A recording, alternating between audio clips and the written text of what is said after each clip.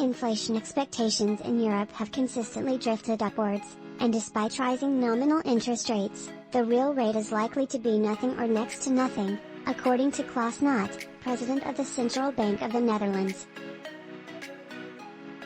Meanwhile, a professor said that 3% is a more appropriate inflation target than the 2% that is common today.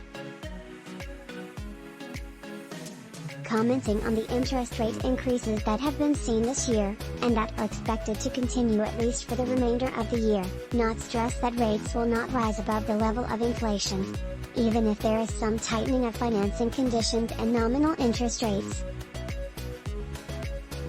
The comments were made during a panel discussion on inflation at the World Economic Forum in Davos, Switzerland on Wednesday. Knot added in the discussion that rising interest rates now is necessary in order to tackle inflation, which he described as pretty high both in the US and Europe. It is also necessary in order to bring down inflation expectations, Knot explained, noting that these have consistently drifted upwards as Europe has come out of the pandemic. Speaking in the same panel, Furman, Aetna Professor of the Practice of Economic Policy at Harvard University, said the inflation target should ideally be higher today than 20 years ago. The reason for this, according to Furman, is that the equilibrium interest rate is much lower than it used to be. This in turn means that the amount of room available to cut interest rates in a recession is less than it used to be, the professor said.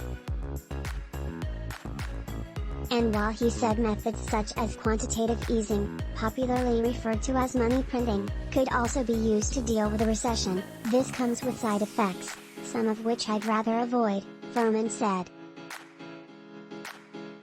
Having a higher inflation target gives you a higher nominal interest rate, and it gives you more room to cut it in a recession, Furman further explained, adding that he believes 3% is a more appropriate inflation target than the 2% that is common today.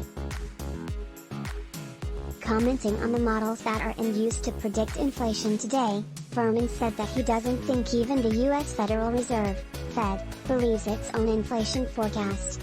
They've been so badly burned by them. I think they've switched to the right thing, which is we want to actually see the inflation.